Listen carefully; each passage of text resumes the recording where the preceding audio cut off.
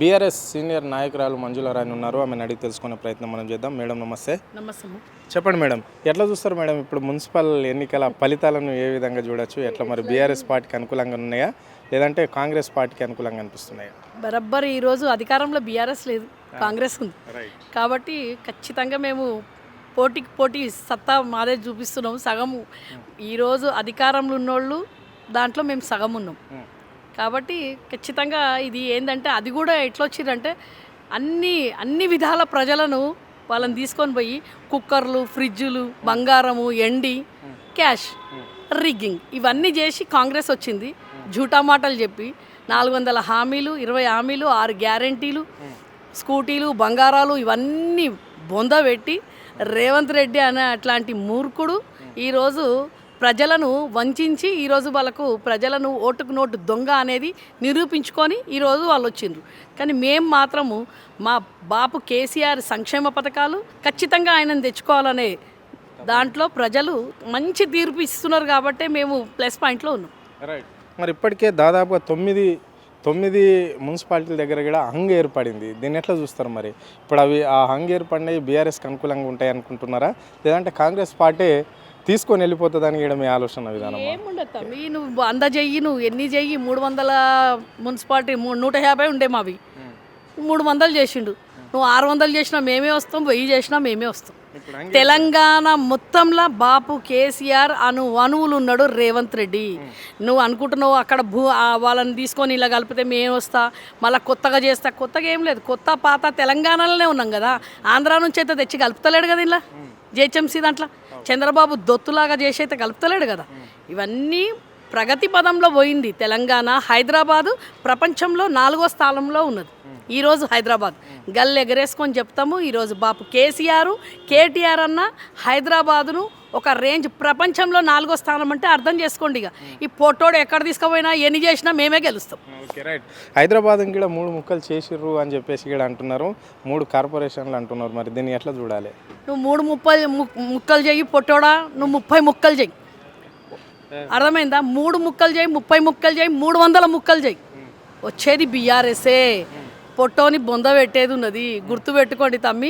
కేసీఆర్ని పట్టుకొని ఎవడు రాను అని అంటే ఈ పొట్టోని ఎడ బొంద పెట్టాలో ఆడ కరెక్ట్ బరబ్బర్ ఆ నోట్లకి మంచి మాటలు వెళ్తున్నాయి. అర్థమవుతుందా? మాకు ఇవి అన్ని ప్లస్ పాయింట్లే. నువ్వు బాపును నువ్వు ఏదో అన్నావని చెప్పేసి ప్రజలు ఈరోజు కాదు నిన్ను బొంద పెట్టడానికి నీది నువ్వే తవ్వుకుంటున్నావు. గజం భూమిది వీడే తవ్వుకుంటుండు.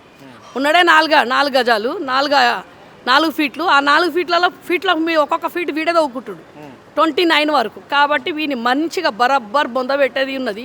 కాబట్టి నువ్వు ఏమన్నా చేయి నువ్వు తెలంగాణలో.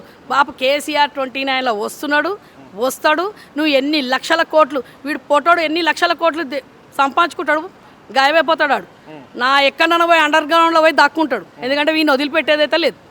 రైట్. ఇక్కడ కాంగ్రెస్ ఈ ఫలితాలను చూసి కాంగ్రెస్ నాయకులు అంటున్న మాట అంటే మా అభివృద్ధి మా సంక్షేమాన్ని చూసి ప్రజలు మాకు రాష్ట్ర వ్యాప్తంగా కూడా పట్టం కడుతున్నారు. మొన్న పంచాయతీ ఎన్నికల్లో ఆ విధంగానే ఉంది. ఇప్పుడు మున్సిపాలిటీలో కూడా ఇట్లనే ఉంది. రేపు ఎంపీటీసీ జడ్పీటీసీ పెట్టే ఇదే తీర్పు ఉండబోతుంది.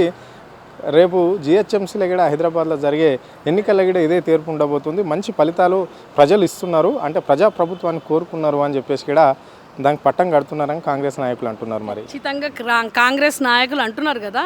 కాంగ్రెస్ నాయకులకు ఒకటి చెప్పేది ఏంటంటే ఫస్ట్ ఈ పొట్టోని నోరు ముయ్యండి. ఈ పొట్టోని నోరు పోయి సీనియర్స్ పోయి పెద్ద మనుషులకు అందరికి చెప్పేది ఏంటంటే ఈరోజు ఆడందరు పెద్ద మనుషులే డాన్స్ చేస్తున్నారు. ఎందుకంటే మేము వచ్చినాం ఎక్కడ వచ్చింది మీరు 99% 90 సీట్స్ మీకు మున్సిపల్లో వస్తే మీరు గెలిచినట్టు 90% వస్తాయి. కానీ మీరు ఎక్కడొచ్చారు 90%? మేము మాది బాపు కేసీఆర్ ఉన్నప్పుడు 90% వచ్చినాం మేము. ఈరోజు ఎవరున్నాం మేము? మీకు ప్రతిపక్షాలము సగంలో మేము సగం గెలిచినాము. ఇంకా గెలవబోతున్నాం. దాని తర్వాత మీరు వాళ్ళు ఏమనుకుంటారు అంటే ఏమి ఖర్చు పెట్టకుండా ఏమి లేకుండా ఉన్నారు మీ ప్రభుత్వం. మీరేం చేసిరని ప్రజలు ఎక్కడ పోయి అక్కడ మిమ్మల్ని అరికడుతున్నారు. ఎక్కడ పోయినా కానీ ఏమి ఇచ్చినామని అడుగుతున్నారు. పోయి స్పీచ్లలో మీరు చూడండి. మొన్న ఆయన పేరు గుర్తొస్తలేదు. ఆయనను అడిగినరు. కోమటిరెడ్డి వెంకటరెడ్డి ఉన్నాడు కదా, ఆయన నల్లగొండలో ప్రజలు అడిగినరు ఎక్కడ పోయింది బంగారం, తులం బంగారం అని అడుగుతున్నారు. అడిగితే ఇస్తాడమ్మా, ఏడిస్తాడు. ప్రజలు వ్యతిరేకత 80% అయిపోయింది తమ్మి. 80% అయిన తర్వాత నెక్స్ట్ నువ్వు అన్నిట్లలో నువ్వే వస్తావు. లక్షల కోట్లు సంపాదిస్తున్నారు కుంభకోణాలల్లో. అర్థమైందా? ప్రజలకు ఓట్లలో ఇస్తున్నారు, వాళ్ళు గరీబ్ వాళ్ళు.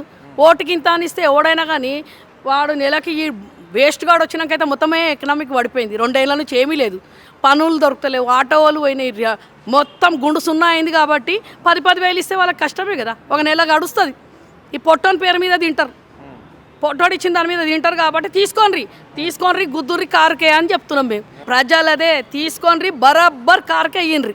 చెప్పేది నేను తెలంగాణ ప్రజలకు ఒకటే, అన్ని 29 వరకే అయ్యిండ్రి. పొట్టోని 29లో పొందబెడదాం. బాపు కేసీఆర్ వస్తాడు, కథ మీకు పొట్టోడు ఎక్కడ గాయపోతాడో వానికే తెలియదు. అది కథ. ఇది పరిస్థితి. అంటే ఇక్కడ మున్సిపల్ ఎన్నికల కూడా డబ్బు మద్యం అంటే ప్రజలకు ఏదైతే కావాలనే ఇక్కడ డబ్బు మద్యం పంపిణీ చేసి ఇక్కడ గెలవడం అనేది జరుగుతున్నది కాంగ్రెస్ పార్టీ. ప్రజలు మాత్రం ధీటుగా తీర్పు ఇవ్వడం అనేది జరుగుతుంది. ఎంత డబ్బు ఖర్చు చేసినా, అన్ని పథకాలు ఉచితాలు పెట్టినా కానీ కాంగ్రెస్ పార్టీని ఎవరు నమ్మడం లేదు అని చెప్పేసి ఆమె స్పష్టంగా చెప్పడం అనేది జరిగింది. అంటే ఇప్పుడు మున్సిపాలిటీని ఈ విధంగా ఉంటే ఎంపీటీ జెడ్పీటీసీ జిహెచ్ఎంసీలో ఇంకా తీర్పు బీఆర్ఎస్ వైపే ఉండే ఆలోచనలో ఉన్నారు. 2029 సాధారణ ఎన్నికల్లో మాత్రం గెలిచేది బీఆర్ఎస్ పార్టీ అని చెప్పేసి కూడా ఆమె స్పష్టంగా చెప్పడం అనేది అయితే జరిగింది. కెమెరా పర్సన్ కళ్యాణ్ తో అరుణ్, ఆద్య టీవీ, హైదరాబాద్.